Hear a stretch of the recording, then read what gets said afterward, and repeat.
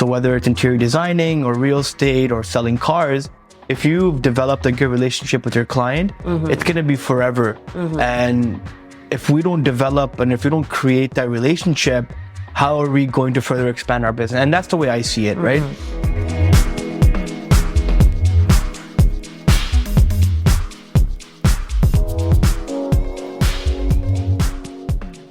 Thank you so much for being here. How do you feel? I feel great. How's your Sunday going? It's good. Good. What did you do before coming here? I woke up in the morning, got ready, had my good. Yeah, thank you. And then I had my must go to coffee on the way here. What's that? What's your order? My coffee every morning is a medium dark roast. Medium dark roast. 1 milk, half sugar.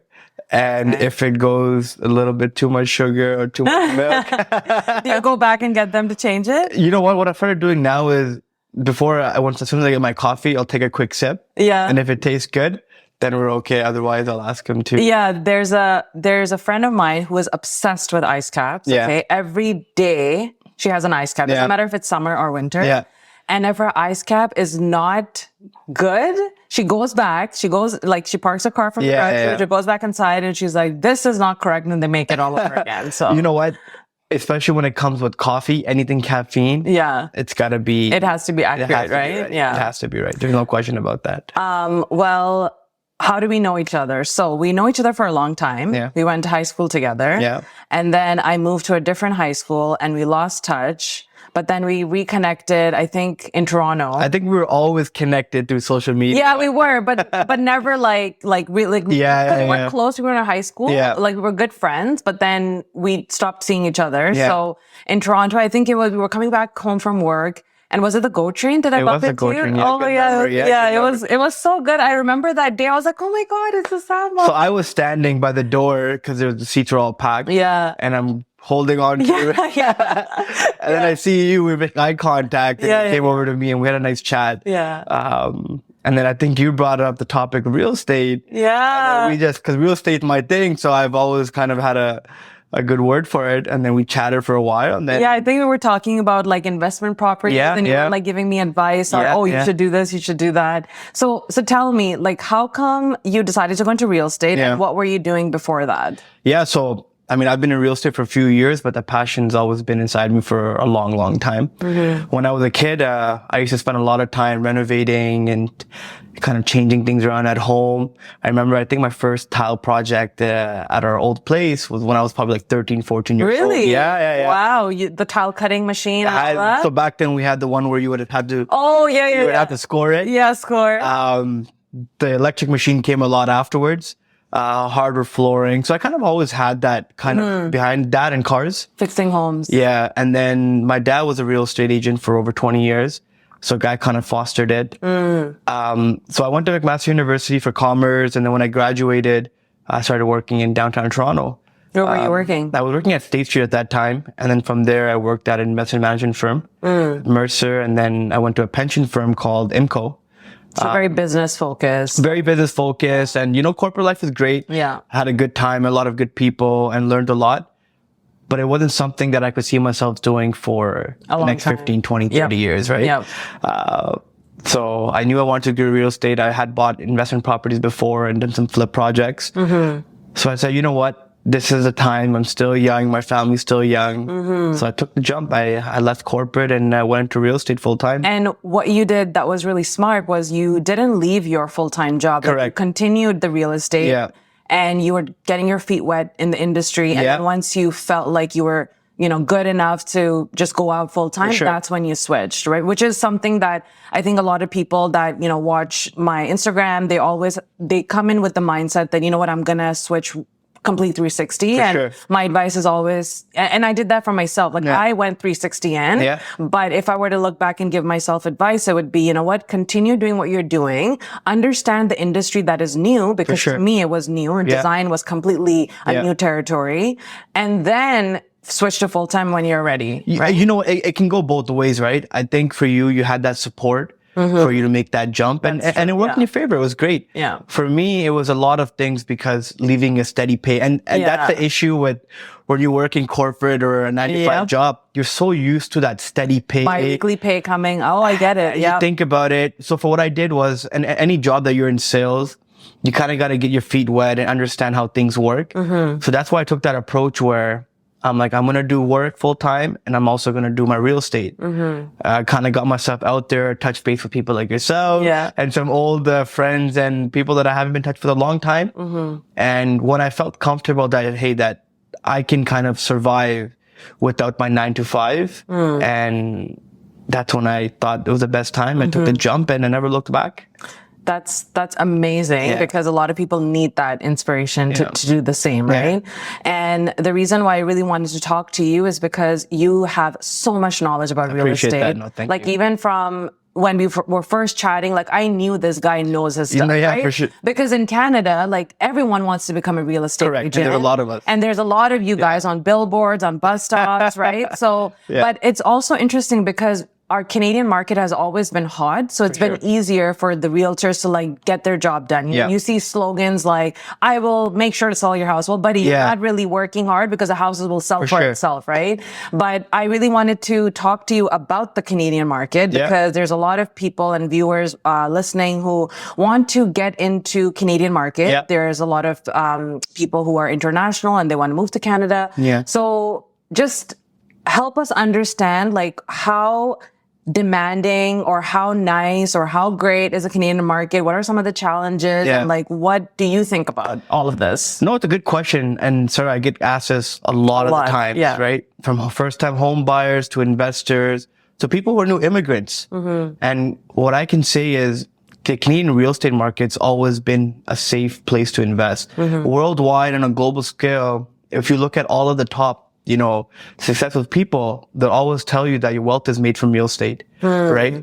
And Canada's really fostered that where it's changed people's lives and it's created generational wealth for a lot of people. Generational wealth. Correct, right? And, people who bought 15, 20 years ago, their homes are worth 3 to 4 times what they purchased. And that has to do with a lot of factors. It's basically, the baby boomers, their kids are buying, people from overseas are coming. There's a lot of immigration that's happening in Canada in the past 4 or 5 years, 10 years. And do you think that immigration increase is going to stay? Like what are, when it comes to Canada, is it just a, 10 period phase, or do you think it's going to last? Do you know what? The Liberal government's already promised like 500,000 immigrants next year. And they have a schedule where 200 to 3,000 immigrants are going to be coming every year. And the thing about Canada is, and it's a little different from America. So America's huge. They have different pockets, they have large cities everywhere, and their population's dispersed everywhere. So you got Maryland, you got Virginia, you got New York, and there's small pockets with their own downtowns, and everybody dispersed everywhere. In Canada, 70% of our population lives close to the border. Right. So that's all of GTA and Ontario. And close to the airport. Exactly. Right? Because anything above, if you go further 3-4 hours out, 5 hours out, it's pretty chilly. It's pretty cold, right? And there's not a lot of jobs there. There's not any, there's not head offices for a lot of companies there. Right. So a lot of our focus in real estate happens in the GTA, Ontario, Vancouver, and then after that is Montreal. We see a lot of growth in Calgary as well, but not to what we've seen in Toronto.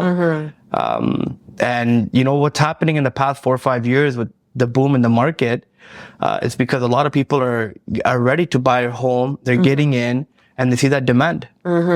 So then what's happening right now? Because I know inflation rates have gone up. People who've bought properties during a time, like during the pandemic, maybe you can talk a little bit about how the dynamic of the real estate market changed during the pandemic in 2020 and within the 2 years, how it's morphed into something completely different. So, walk us through that. And also how can people better educate themselves with what's happening right now with the market? So when COVID hit and we all went through a lockdown, I remember hearing and reading a lot of articles, people saying that the real estate market was going to crash. Oh, right? That's true. Because we were hitting a pandemic, there was lockdowns, businesses were closing down. But the government, to kind of help us out, the Bank of Canada decreased interest rate quite a bit. right? They made borrowing much cheaper. And what happened was we saw an inverse effect. So I know a lot of builders, they dropped their prices like 15, 20 grand. During the pandemic? Because they didn't know people were going to buy it. But didn't they start buying more during the pandemic? So that happened afterwards. During the initial part of the pandemic, we kind of saw a slowdown. People weren't sure what was going to happen. And then we started seeing pickup in the activity. Again, it was basically free money, right? Interest rates were so low to help Canadians out with the pandemic and what was going on. There was so much stimulus going into the economy from the government. So the government was providing a lot of free money to the businesses, a lot of serve to people who were that's kind of true. Yeah, there was a big kind of, you can say, injection of money into the system, and the cost of borrowing was super cheap. So that's why people went in and they started, buying homes. They started purchasing the investment properties, and we just saw an insane boom. Come 2022, what happened? Right? Well, it flipped. Yeah, it flipped. It completely flipped, and a lot of people saw that coming. Because the prices that the real estate market had reached, it was kind of outrageous. We were seeing properties that were selling in 2019 for like 600,000 go for close to $1 million. And there were bidding wars. And there was line. I remember being outside in the winter one day in Mississauga for showings, and there was about 10 people in line. Oh my God. And I was very particular. I was like, you know what? My appointment at 6:30. I got to get in at 6:30. But I remember there's a lot of rush, and a lot of that has to do with media as well, and real estate agents. That's true. Hyping up the market and kind of pushing their buyers to get into the market and buy something. And that also has to do a big effect. That's very true. That's a good point, because, which is another thing I really like about you, because with real estate, you're super genuine and you always lay out the truth. Like these are the pros and cons. Like, you're not just a sales guy, because I know in real estate, you need to be a really good sales agent, but that's one thing that is really important, like to be humanizing towards your clients, like, current financial situation. Exactly. And if the opportunity is not good for them, you will be the first one to tell them, hey, 100%. Don't go after this. No, 100%. And I've had all these conversations with many of my clients saying, don't time the market. You make the opportunity the market yourself. Whenever you're ready and you feel like you can jump into the market, that's the best time for you. Don't look at what's going on in the market right now, whether it's hot or not, or in today's market, we see that things have cooled down quite a bit. So it's whenever you're ready and whenever you feel comfortable, whenever you can afford those monthly payments, that's when you should jump into the market. So then where do you see this trajectory heading from now with the Bank of Canada, with their rates and all that? You know what? It's very tricky, because it is heading towards, we're going to see more hikes in the next couple of months. Oh, like already what it is now. Correct. Okay. So right now, I believe prime is sitting somewhere in the 3.5. And we can see another 3/4 of a bips go up in November. And from my contacts that I'm hearing, it could probably go up in January, February of next year as well, too. So people who have variable rates for their homes, what should they be doing at this time? So they can shop around a couple of options. One, if their banks allowed them to switch over to a fixed rate for 1 or 2 years without a large penalty, that's something they should definitely consider. Otherwise, if they have a good discount on their mortgage contract, for example, I know a couple of people who have, prime minus 1.2 discount. Oh, okay. So for those people, I recommend they hold on to it and increase their payments $500-$600 or $1,000 a month, whatever you can. Okay. And what the banks are doing, a lot of the big banks, if your mortgage has been triggered, they give you an opportunity to either keep it at what it is, and all of that goes towards interest, which is not ideal. But those who can't afford making additional payments can, I guess, for the next year, make the interest payments, or the banks have also saying that top up $300-$400 a month, $500 a month, whatever you're comfortable with. Right. So those are options. And the third option is switching over to a fixed rate, and locking it in not for 5 years. I would probably recommend 1 or 2 years, because once inflation starts balancing out around 2 to 3%, we will see Bank of Canada start to slowly decrease them and bring them to normalized rates. Yeah, because that's one thing, right? Like, it's challenging to determine, should I switch to a fixed rate? Or will I be locked in for another 5 years? Because it's been so volatile recently, right? That you don't know how much the rate will drop by. Sure. So it's definitely a challenging time to be in. And I recommend talk to your financial advisor, talk to your mortgage broker, educate yourself, because we're in today's, everything's changing every day, right? So it's good to educate yourself and kind of get up to date information from the experts. I can only give so much advice on mortgage because it relates to what I do on a day-to-day basis. Right. But a mortgage broker or financial advisor would kind of help you a little bit more, because they'll look into the finances, your finances and where you stand and what the best option for you is. So if someone is trying to get into the real estate market now, whether it be a first-time home buyer or as a property investor, it can be a very daunting process. 100%. So as someone who is their kind of guru in guiding them through that process, what are some of the things that you think you would tell them to be heads up, to be aware of before? Any tips or? Let's say, take an example for a first-time home buyer. Okay. The biggest thing is finances. Before I even start searching with any of my buyers, I always tell them, meet with your financial representative at the banks, get a pre-approval in place. Right now, the benefit I see is the prices have come down quite a bit. You have a lot of inventory to choose from. You're not in a rush and you're not competing, because when you're competing in the market that we were last year, it's kind of chaos. It's chaos, right? And we've seen a lot of buyers just buy something just to get in. Right. Because they're then regret it later. Yeah, because they're sitting on a $1 million mortgage. Right. And they get so frustrated with the whole bidding, and it's, and they can put you down. So right now it's kind of stress free, right? You can take your time, you can shop, you can pick and choose what you like, what you don't like. You can pick areas, but it has to be within the monthly payments you can afford. Right. We're seeing the interest rates are super high. I know right now variable is going for about 5.1%, give or take, depending on the bank, and fixed is going for about 5.3, 5.4. So talk with your mortgage broker, talk with your financial advisor, and see what's a viable option for you.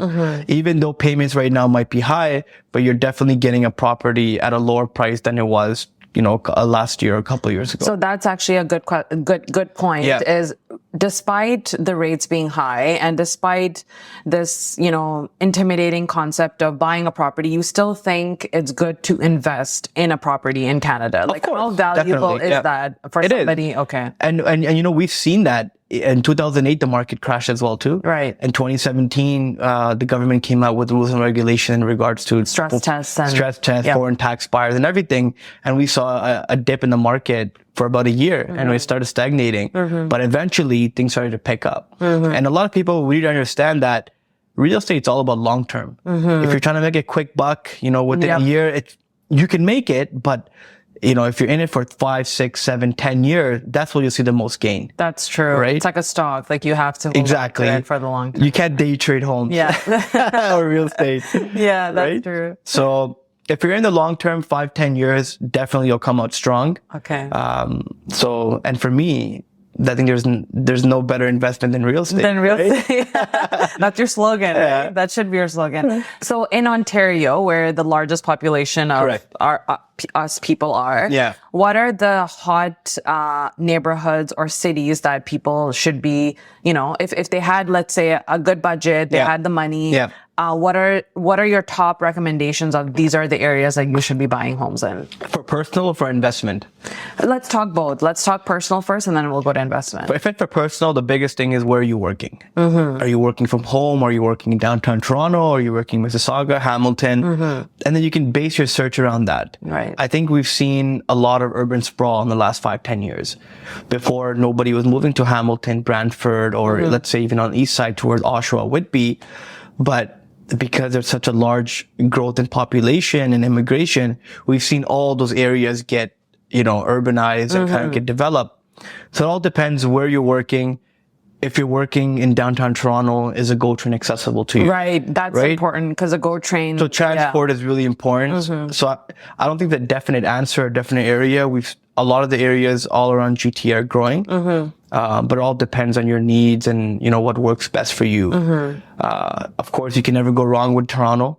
Mississauga, the East End, Scarborough, North York. We've always seen those areas to be strong. Right. So I guess for people who are international and they don't really know the day-to-day lifestyle of the different cities, can you explain what kind of personality would be happy in a place like Toronto? Like, I know it's the metropolitan, city and all, but so if somebody who is more like suburban, versus that, if you like the city life, Toronto's for you. Yeah. If you love restaurants, bars, and just being in a fast-paced city, there's no better place to be than super multicultural too. Correct. Right. There's no better place to be in Toronto. If you like a little bit of peace and quiet, then you kind of look out the suburbs a little bit. Mississauga at one point was a suburb.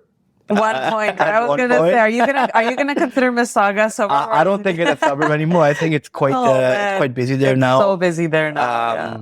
I myself, I lived in Mississauga for over 20 years, right? And I have a soft spot for it. But now when I go back from Ancaster, I really do feel that it's really, really busy. I can 100% relate because so my family and we've also been living in Mississauga for a long time, over I think close to 20 years too. And now that I've moved an hour away from Mississauga to the west side in Brantford, anytime I drive to my parents' house, it takes me so long to get to them. Not on the highway. Like, I'll be good on the highway. I'll exit. And from there to their house, because there's so many traffic lights, there's a pedestrian walking at every signal, and there's buses. Like, you have to wait for them. So it's really bad. It's chaotic. And wait till the LRT and Highway 10 is done. And I think on Confederation Burnhamthorpe, there's like 10 towers going up by Ham City. There's like a bunch of Square One District, that's called. I think right, yeah, Square One District. So once that's all done, completed, it's gonna be like downtown Toronto. Yeah, it's a beautiful city for sure. Amazing. I think Mississauga, if you have the budget, like, there's no better place to be than 100%, there, because the variety of food and like things to do and the culture. Because our mayor, Hazel McCallion, she worked so hard in creating that city and doing such a good job. No, she's done great, and I love the city. And again, that's the go-to food place. Food place, And I've been around North America quite a bit. Oh, yeah. And I can tell you that there's no place that has as many restaurants as Mississauga. And as many ethnicities. Like, you'll find Ethiopian food there. 100%, and little mom and pop shops. And they're all good. It's not like you don't walk out disappointed. You walk out being like, that was really good. No, I agree. So from an investment standpoint, then, what are some of the areas that people should be keeping their eyes and ears open for? I think we've seen a lot of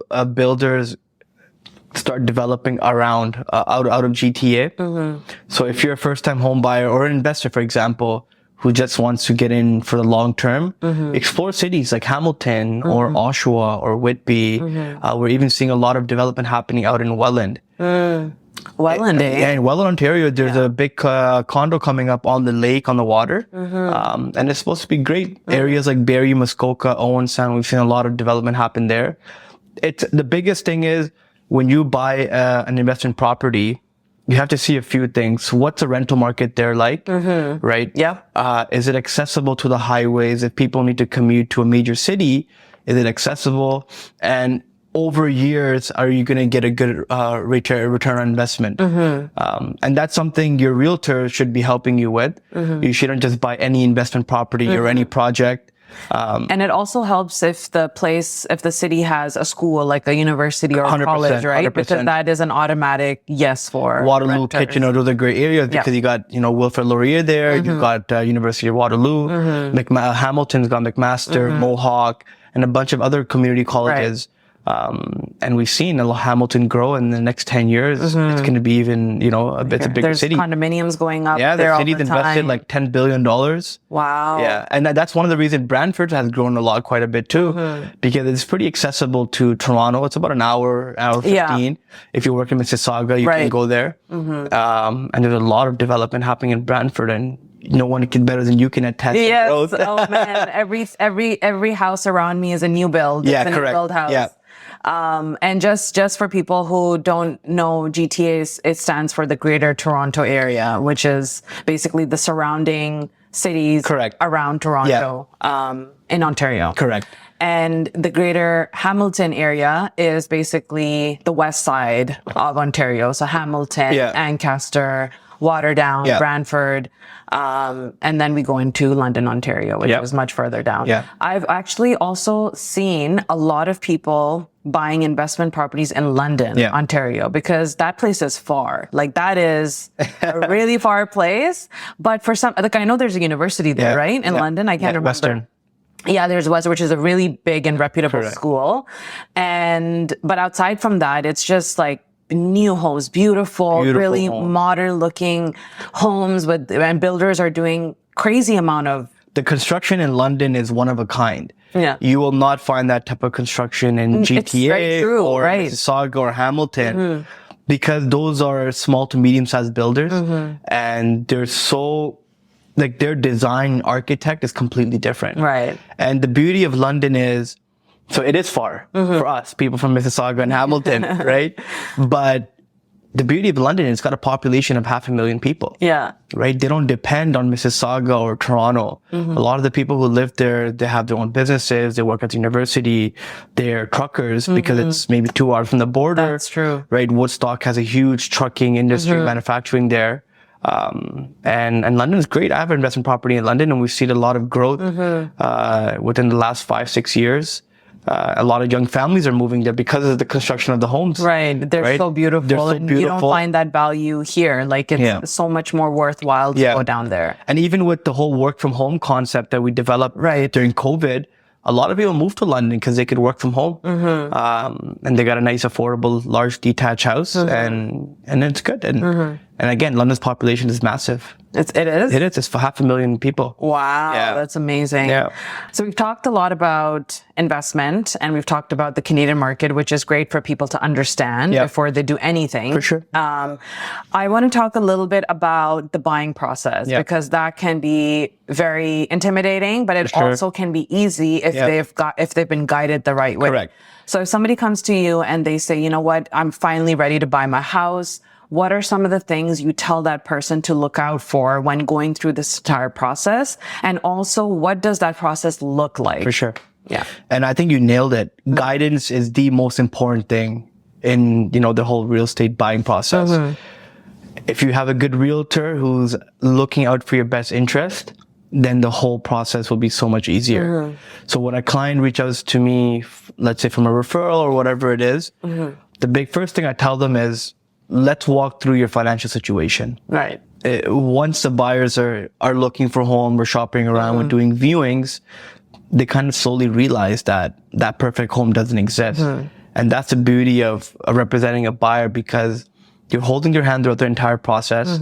At the same time, you're teaching them how the home process looks. And that's a lot of things that I do with my first time home buyers. They say, we trust you. I said, don't trust me. You got to learn this yourself too. Yeah. You got to understand what we're doing, why we're doing things and things to look out for. So once we like a property, I always tell my client, you have to look at one, how old is the house? Is it well taken care of? How are the appliances and stuff like that? And a lot of the things that we can see with our eyes, we can kind of check out ourselves.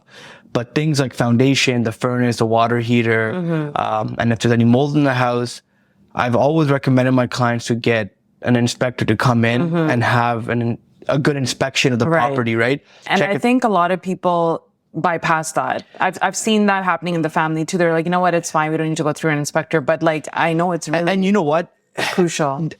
If you're going through an offer presentation, a lot of people are willing to pass that inspection process. Okay. But I always recommend saying, if an offer date is tomorrow, let's get an inspector here today. That way we can remove the condition on our offer tomorrow. Right. Right? Okay. Let's say the market was like COVID, right? So we'll get an inspector. And I've done this numerous times that, offer date's a week out. So we book in an inspector to come in, and you know what? It's a $300, $400 investment, but waiving that condition on your offer makes a big difference. Kind of takes the weight off his shoulder, right? You know that an inspector's been in and he's checked the house and everything looks good.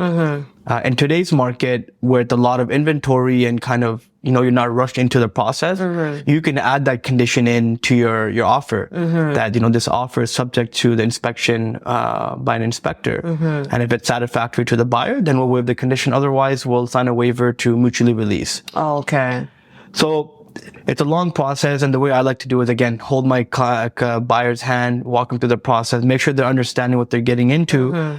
until they don't get their keys, I'm with them every step of the way. And and yeah, I can attest to that because you did that with us. Exactly. And even after that, it's really important to do follow-ups. Yeah. Because once it's in, the transaction is not done. Right? You know what? I'm so glad you brought that point up because I know you're my friend, but I think as a professional, you've always made it a point to follow up with my husband and I.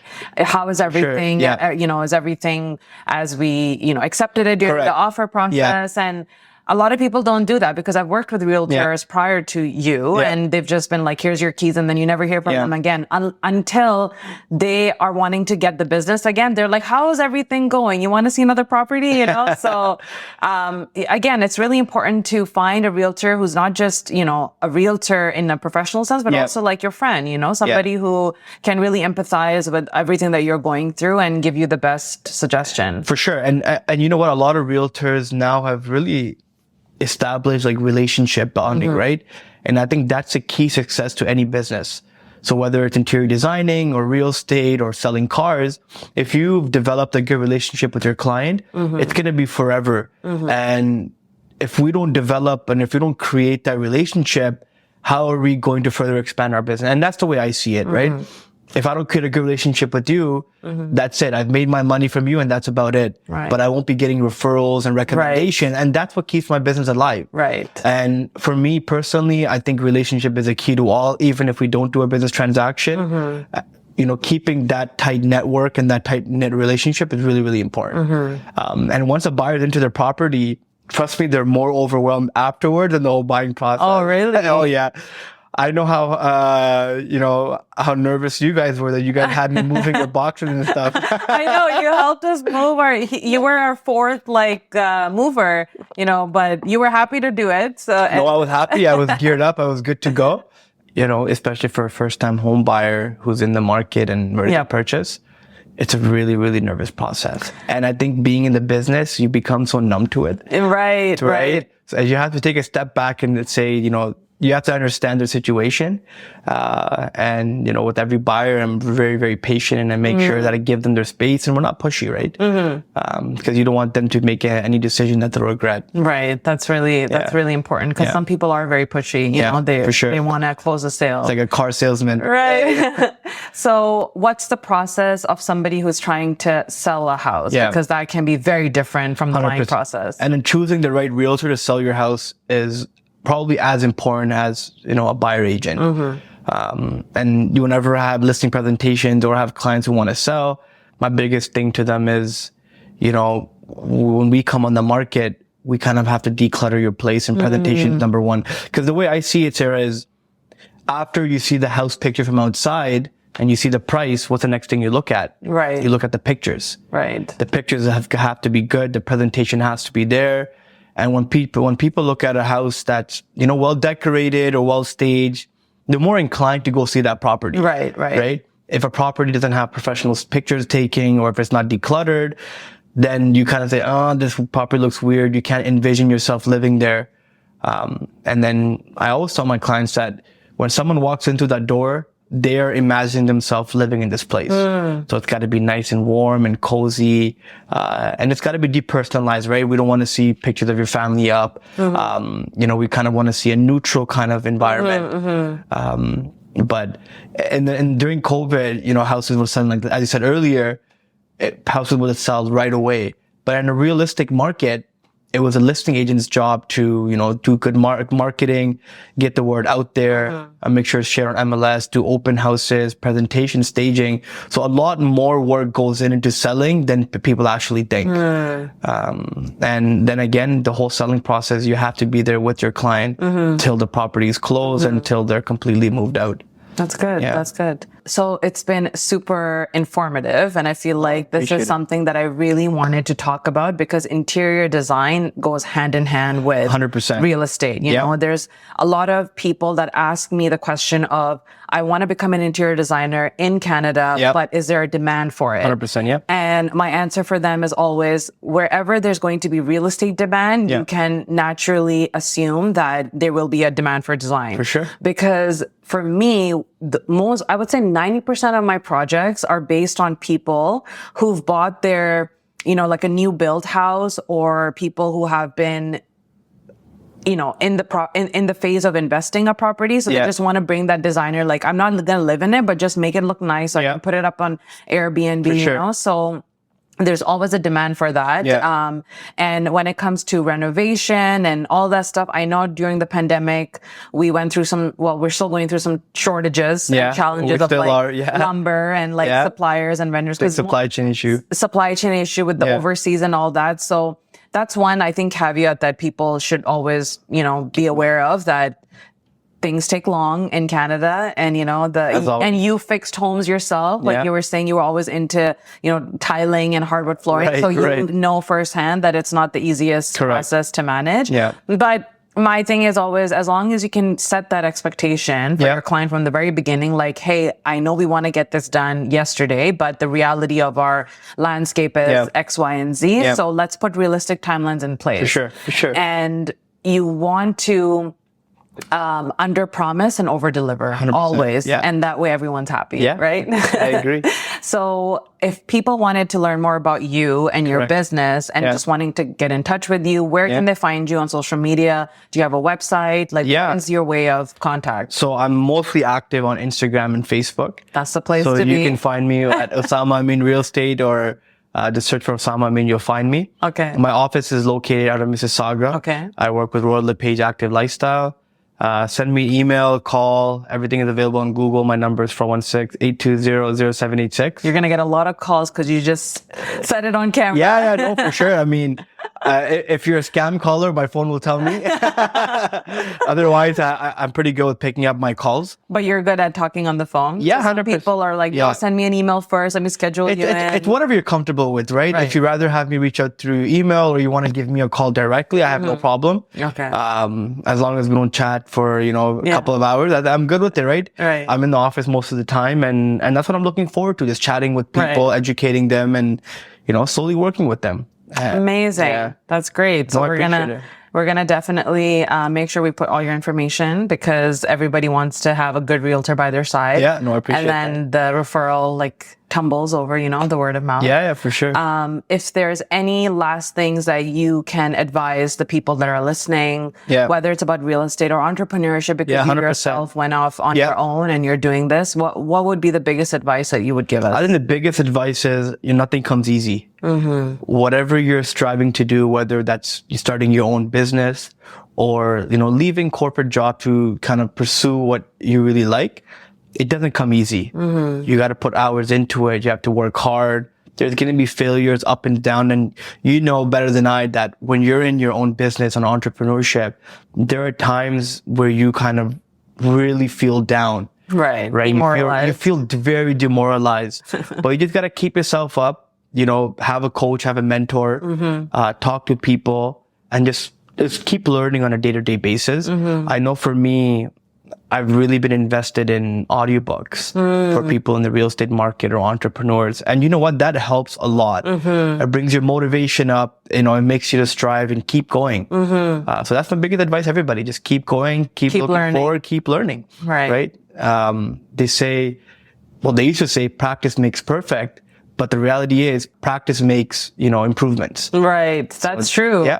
That I've actually heard that before too, that, practice is not going to make you perfect, but it's definitely going to improve you from what you were yesterday. Exactly. And that's all you should be happy about. Like, you shouldn't beat yourself around being perfect, because that's not what you're trying to achieve. And I've seen you as well too, from when you started a couple of years ago.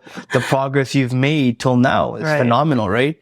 Your design and the way you do things is outstanding, and the way you're growing in terms of your podcast, your YouTube channel, your outreach with builders and clients. I'm really impressed, and that's the way to do it. Right. Just keep going, and have a good support system. 100%. And that's what you need. A good support system. All right, Usama. Thank you very much for having me, Sarah. It was a pleasure. Likewise. Thank you. Thank you very much. We're going to be working very closely 100%. Forever. Oh, for sure.